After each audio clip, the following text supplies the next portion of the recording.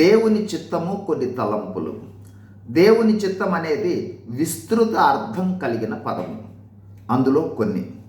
దేవుని చిత్తం అంటే దేవుని కోరిక, దేవుని ఆజ్ఞ, దేవుని ఉద్దేశము, దేవుని సంకల్పము, దేవుని ప్రణాళిక, దేవుని ఇష్టము మొదలైన పదాలతో చెప్పవచ్చు. ఈరోజు బైబిల్ గ్రంథం ప్రకారము దేవుని చిత్తాలను కొన్నింటిని తెలుసుకోబోతా ఉన్నాం. ఒకటి, మానవులందరూ మారు మనసు పొందుట దేవుని చిత్తము. 1 పేతురు 3:9, అపోస్తుల కార్యములు 17:30. 2, దేవుని చిత్తము చేయువారే యేసుక్రీస్తు కుటుంబము లేదా సంఘము. మత్తయి సువార్త 12:48-50. 3, దేవునిని ఆరాధించువారు ఆత్మతో సత్యముతో ఆరాధించుట దేవుని కోరిక. యోహాను సువార్త 4:23. 4, ప్రతి విషయంలో కృతజ్ఞతాస్తుతులు చెల్లించుట దేవుని చిత్తము. 1 తెస్సలోనికైలకు రాసిన పత్రిక 5:16-18.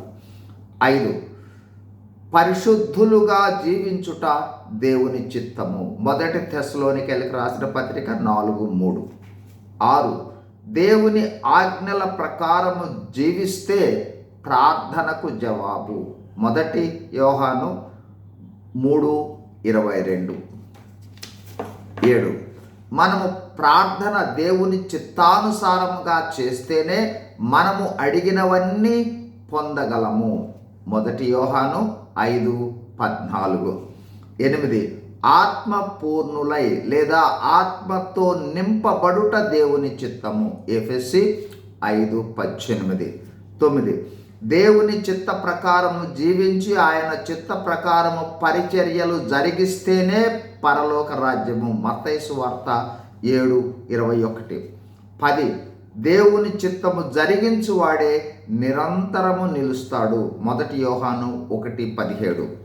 చివరిదిగా మరియు ప్రాముఖ్యమైనది, సువార్తను అంటే యేసు ప్రభువు వారి మరణ, భూస్థాపన, పునరుద్ధానములను ప్రకటించుటయే దేవుని చిత్తము. మార్కు సువార్త 16:15.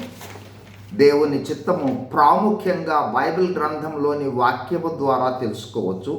దేవుని చిత్త ప్రకారం జీవిస్తూ, దేవుని చిత్తము జరిగిస్తూ దేవుని రాజ్య వ్యాప్తి చేయుట క్రైస్తవులుగా మనకు తప్పనిసరి బాధ్యత. God bless you. Thank you.